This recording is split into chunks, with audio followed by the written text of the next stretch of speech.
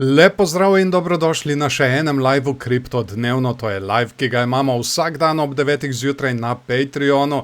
In če to spremljate kasneje preko YouTuba in se mi želite pridružiti v živo, so povezave spodaj v opisu in pripetem komentarju. In če spremljate to kasneje in ne želite zamuditi kakšnega posnetka tega livea, je res najboljše, da se naročite na moj kanal, da ne boste res kakšnega posnetka tudi zamudili. Poleg tega se pa priporočam tudi za kakšen všeček, če vam je tole všeč, in pa da tudi dodatno požene algoritem, da priporoča drugim ljudem, da si ogledajo. Poleg tega pa tudi komentirajte spodaj, kar zanimive novice imamo danes in me zanima tudi vaše mnenje, kar se tiče novic, tehničnih analiz in tako naprej. Ok, zdaj, ko smo dali tole na stran, danes je četrtek, 11. juni in prva novica, novo presenečenje iz samega vrha Evropske unije. Evropska unija pripravlja nov paket sankcij proti Rusiji, ki vključuje tudi ukrepe proti kriptosektorju. Po predlogu bi omejili ali prepovedali poslovanje 11 kriptoplatformam, za katere oblasti menijo, tukaj je poudarek, da pomagajo pri izogibanju mednarodnim sankcijam. Namen ukrepov je dodatno otežiti uporabo kriptovalut za čezmejna plačila in prenos kapitala, povezanega z ruskimi subjekti.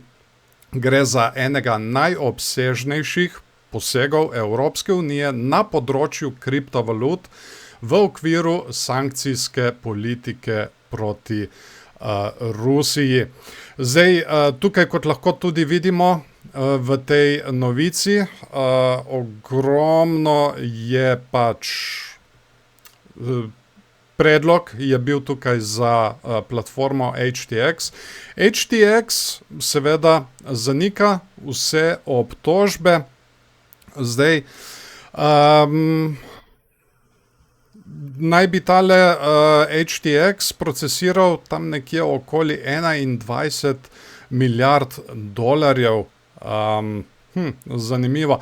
Zdaj, ja, seveda, zanima me tudi vaše mnenje, kaj si vi mislite o tem, tako da kar komentirajte spodaj. Ok, naslednja novica se bo zadela malo XRP-ja. Lahko si ga ogledamo tudi kasneje v tehnični analizi, tako da če slučajno spremljate to preko shortov ali TikToka, si kar oglejte tudi celotni video. Omrežje XRP se sooča z občutnim padcem aktivnosti, saj se je število transakcij po poročilih zmanjšalo za približno 91,5% glede na nedavne vrhove. Zaradi zmanjšanega povpraševanja vlagatelji vse bolj spremljajo pomembno podporno območje okoli $0,63, to je kar precej nizko, ki bi lahko odločalo o naslednji večji smeri gibanja cene. Analitiki opozarjajo, da je upad aktivnosti na verigi pogosto znak ohlajanja zanimanja uporabnikov, kar lahko dodatno obremeni gibanje cene v prihodnjih tednih. Zdaj, ohlajanje zanimanja je lahko tudi nasprotni indikator. Ponavadi kriptovalute začnejo rasti ravno takrat, ko nihče ne gleda, ko izgubijo zanimanje. Tako da, ja, XRP ima kar zanimivo situacijo, pa pojdimo naprej po novicah. Bitcoin, ali bo prišel celo na 30.000, zdaj tile analitiki tukaj so kar pesimistični. Med vlagatelji je precej pozornosti pritegnila tudi analiza, ki opozarja na možnost precej globljega padca Bitcoina. Podatki kažejo, da institucionalni vlagatelji trenutno prodajajo količine, ki predstavljajo približno 450% dnevne ponudbe Bitcoinov. Če se takšen pritisk nadaljuje in trg ne najde dovolj kupcev za absorpcijo ponudbe, Nekateri analitiki opozarjajo celo na možnost padca proti območju $30,000. Čeprav gre za precej pesimističen scenarij, novica kaže, kako pomembno vlogo imajo danes institucionalni vlagatelji pri oblikovanju cen na kriptotrgu. Tukaj vidimo tudi, kar se tiče ETF-ov, njihov flow je kar precej padel. Pa pojdimo na naslednjo novico. AI trg oziroma trg umetne inteligence je v balonu. Na to smo že opozarjali, že kar nekajkrat v epizodah Kripto dnevno in na to zdaj opozarjajo tudi tukaj v tej novici in pa seveda tudi Bank of America. Na tradicionalnih finančnih trgih medtem odmeva opozorilo analitikov banke Bank of America, ki menijo, da se obdobje izjemne rasti na Wall Streetu morda približuje koncu. Po njihovem mnenju so številna podjetja, predvsem v sektorju umetne inteligence, dosegla zelo visoka vrednotenja, ki jih bo v prihodnje vse težje upravičiti. Vlagateljem svetujejo večjo previdnost in opozarjajo, da bi lahko v prihodnjih mesecih prišlo do pomembnejšega obrata na delniških trgih. Takšno okolje bi lahko vplivalo tudi na kriptovalute, saj se Bitcoin in drugi digitalni kovanci pogosto gibljajo v podobni smeri kot bolj tvegani deli delniškega trga. No, kot smo videli, kot smo že večkrat, ker tudi spremljamo delniški trg, še predvsem Nasdaq, mi si z Nasdaqom delimo padce, ne pa rasti. Tako da to bi bilo v bistvu še zanimivo za spremljati. Imeli smo tudi eno novico, kjer so špekulirali, da naj bi se iz Nasdaqa preusmerili v kriptovalute. Zelo zanimiva trditev. Bomo videli, če bi se to lahko dejansko uresničilo. Zaenkrat sem malo skeptičen, kar se tiče tega. Pa pojdimo mi zdaj na tehnične analize. Najprej bomo mi začeli z Nasdaqom. Malo bomo obrnili situacijo tukaj. Zakaj? Zaradi tega, ker včeraj je Nasdaq kar padel, kot lahko vidimo tukaj. Izgubili smo tole podporo na okoli 28,800. Zdaj se nekako pobiramo in bomo morali počakati in videti, če bomo mi tole mejo pridobili nazaj ali pa bomo mi slučajno šli testirati tole zgornjo mejo tega kanala, ki je trajal kar precej časa nazaj. Zakaj sem zdaj najprej izpostavil Nasdaq? Zaradi tega, ker navkljub včerajšnjemu padcu Bitcoin in ostale kriptovalute niso kaj dosti odreagirale in v bistvu smo imeli tukaj celo rast. Mi smo včeraj označili tole trend linijo, sicer smo se spustili še naprej dol, ampak smo dobili mi zdaj odboj in prebili tole trend linijo.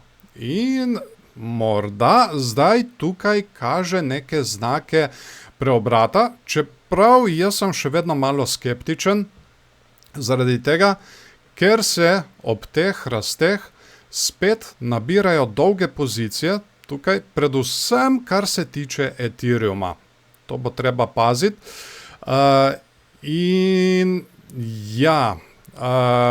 Lahko pride tudi do kakšne kazni. Očitno je precej ljudi spremljalo tole trend linijo in ob preboju so začeli hoditi takoj v dolge pozicije.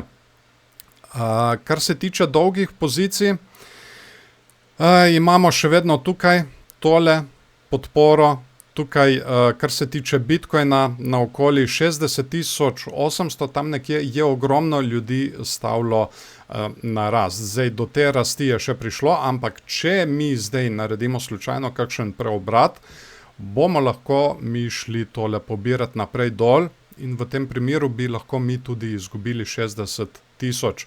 Imamo pa tudi tukaj zgoraj tole pozicijo, to likvidacijsko območje na okoli 63.500, tukaj pa je ogromno ljudi, kot lahko vidimo tukaj, stavilo na padec. Zdaj, glede na to, da smo mi bližji tej meji, bi lahko mi šli tole naprej gor pobirati. Bomo pa videli, kako se bo vse to odrazilo v prihodnosti. Imamo pa kar ogromno likvidacijskih območij na poti navzgor, tako da bo treba vsekakor spremljati in pa videti, kaj se bo dogajalo še naprej. Zelo zanimivo je to, kot sem že izpostavil, da Nasdaq je padel, medtem ko kriptovalute pa zaenkrat kažejo kar odpornost. Potem imamo tukaj 4-urni časovni interval. In ta prvo vprašanje, ki ga lahko postavimo, samo malo, da vidim, kaj imam vse tele črte tukaj izrisane. Ok, tukaj imamo tole skrito medvedjo divergenco, ki je zdaj malo pod vprašajem. In tukaj imamo tole bikovsko divergenco, ki se je izvršila. Ok, prvo vprašanje. Ali mi zdaj tukaj delamo dvojno dno? To bi bil bikovski vzorec, če delamo dvojno dno. In v tem primeru, tukaj je njegova neckline meja, na okoli 63.800, torej točno tisto likvidacijsko območje. In vprašanje zdaj je, mi smo testirali enkrat, dvakrat tole neckline mejo, očitno jo bomo šli testirati še enkrat. In ali se bo zdaj tukaj izvršil tale naš bikovski scenarij, kjer bi mi lahko šli zdaj testirati tole mejo, tega ogromnega vzorca naraščajoči, razširjajoči klin, ki je medvedji. No, v tem primeru mi lahko gremo zdaj testirati tole mejo, od katere je potem večja možnost, da smo tudi zavrnjeni. Seveda, pa kot smo tudi poudarili, obstaja možnost tudi večjega dvojnega dna, ki je bikovski vzorec. In v tem primeru bi bilo za spremljati tukaj tole mejo na okoli 82.000, kjer je tudi kar precej veliko likvidacijsko območje vseh tistih, ki so stavili na padec. Točno tukaj je ogromno ljudi stavilo na padec in trenutno so kar precej v dobičku. RSI, trenutno, ja, tukaj smo imeli tole skrito medvedjo divergenco, ampak zdaj kar lepo udarjamo tukaj v tole zgornjo mejo, bomo videli, če bomo počasi prešli v bikovsko območje. Poglejmo si zdaj še likvidacijska območja, to moram tudi zdaj še enkrat osvežiti. Poglejmo likvidacijska območja za 24 ur. Ogromno jih je tukaj spodaj, kot smo videli tudi tam na 15-minutnem časovnem intervalu, na okoli 61.000.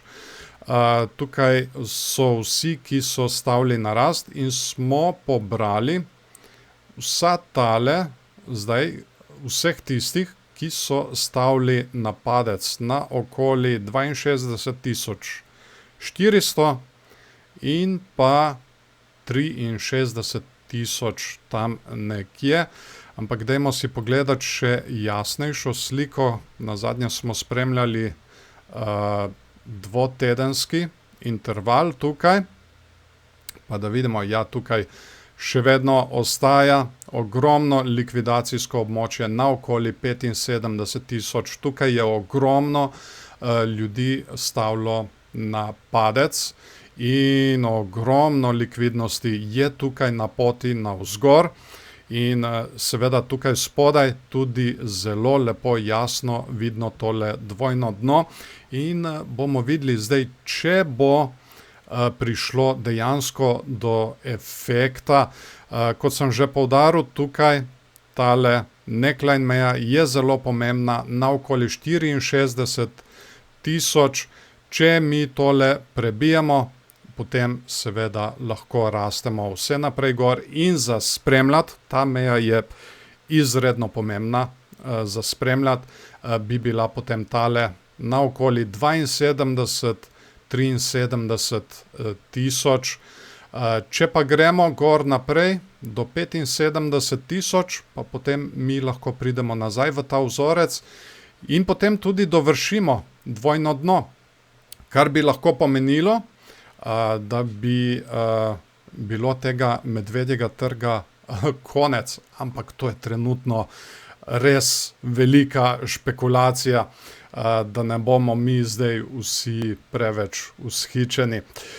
Ok, poglejmo mi zdaj še Ethereum, kaj se tukaj dogaja. Imamo 15-minutni časovni interval, nekako podobna situacija kot pri Bitcoinu. Tole trend linijo smo označili včeraj in smo jo prebili, ampak Ethereum je malo bolj neodločen. Pomika se še naprej v stran, ima več valov tukaj v stran. Zdaj neka možnost je tukaj, da je naredil trojno dno. Torej trojno dno, ni ravno head and shoulders, ker ima različne višine. Njegova neckline meja bi bila na okoli 1663, tako da to bi bilo zdaj za spremljati. Če bi mi tole prebili, potem imamo naslednje likvidnostno območje na okoli 1686.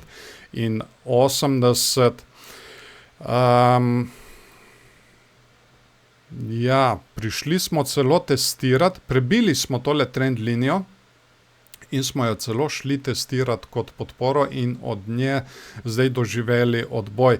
Kar mene seveda strašansko moti zdaj, je, da na tem dnu tukaj se je začelo nabirati ogromno dolgih pozicij. Torej, tukaj spodaj imamo novo likvidnostno območje.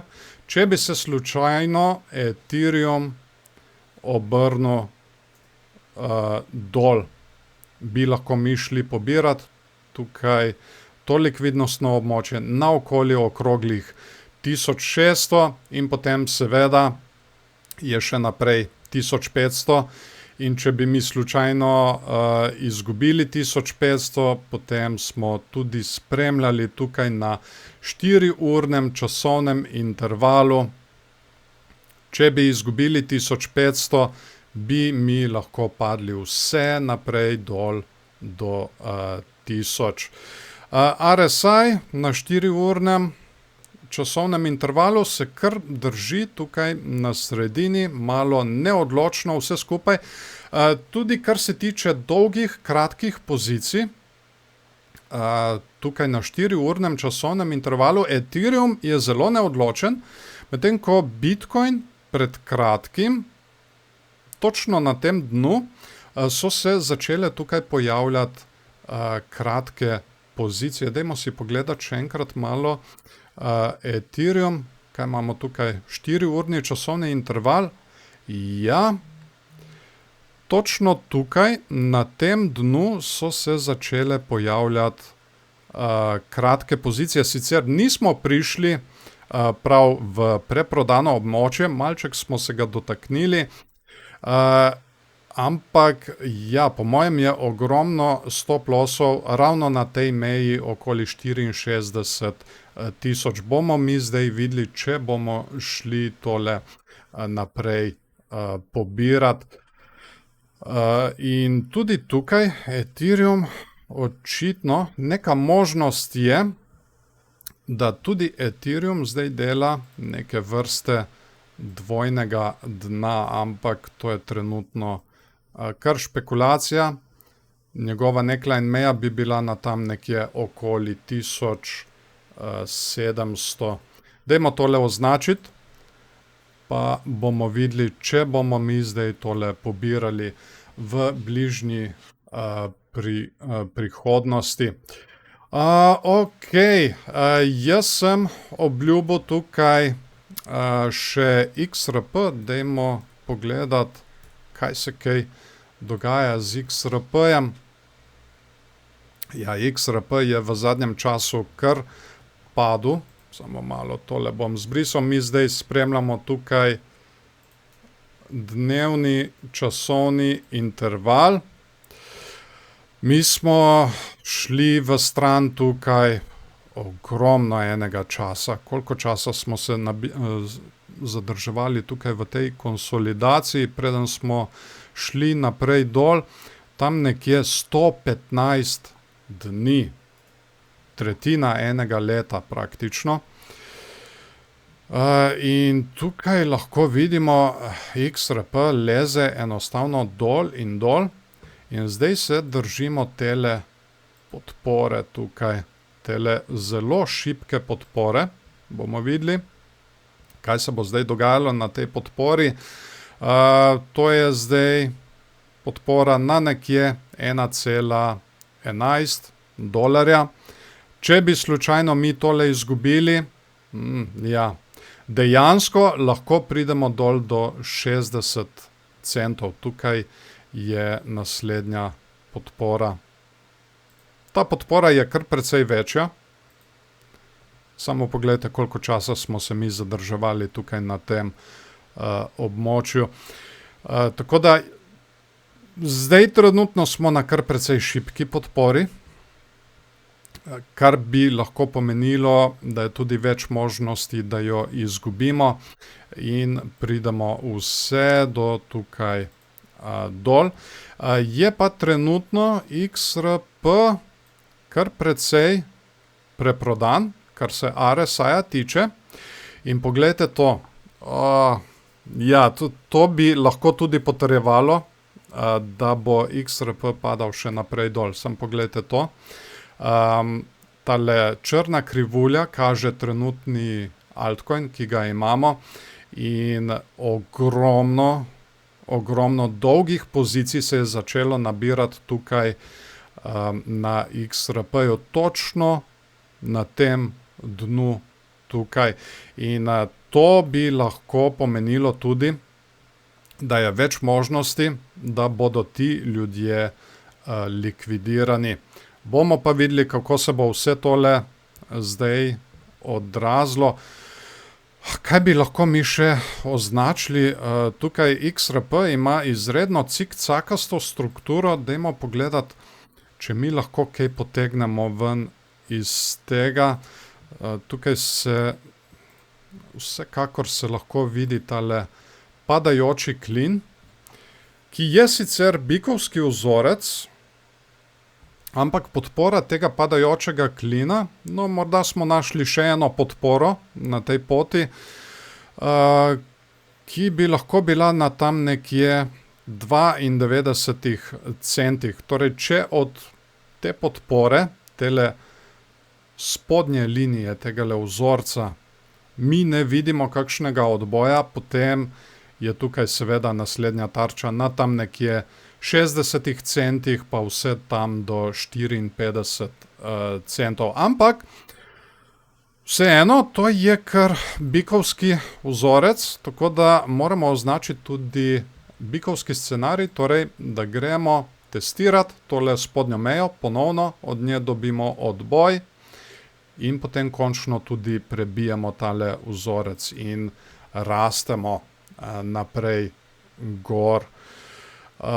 Seveda ta prva ključna odporna meja bi bila tam nekje na 1,30 dolarja, pa vse tam do 1,54 dolarja. To bi morali biki ta prvo prebiti, če bi želeli videti rast naprej. Torej preboj, podpora in potem rast naprej.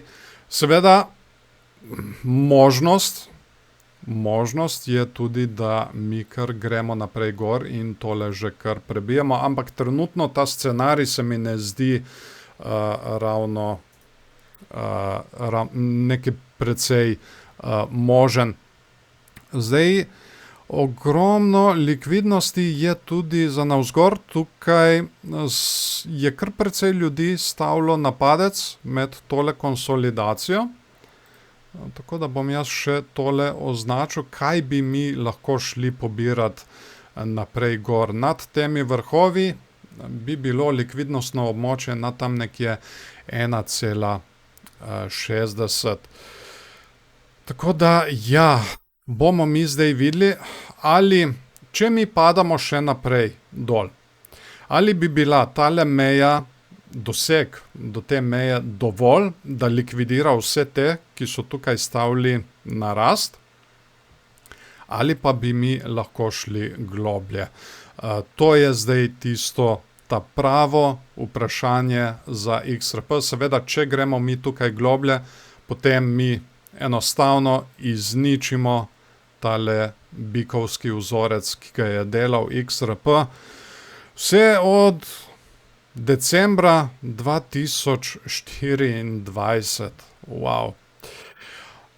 Tako, spet smo kar dolgi. To bi bilo tudi to za danes. Seveda se priporočam za kakšen všeček, če vam je bilo tole všeč, pa da tudi dodatno požene algoritem. Kar komentirajte spodaj, kaj si mislite o teh tehničnih analizah, kaj si mislite o novicah. Razvijajo se zelo zanimive debate in tudi zelo rad podebatiram z vami. Ne se pozabiti naročiti na moj YouTube kanal, da ne boste kakšnega posnetka tega live zamudili. In pa seveda, če se mi želite pridružiti na Patreonu vsak dan zjutraj ob 9 v živo, so povezave spodaj v opisu in pri 5. komentarju. Tako, zdaj pa vam jaz želim en lep dan še naprej in se vidimo ponovno jutri ob 9 zjutraj. Čau, čau.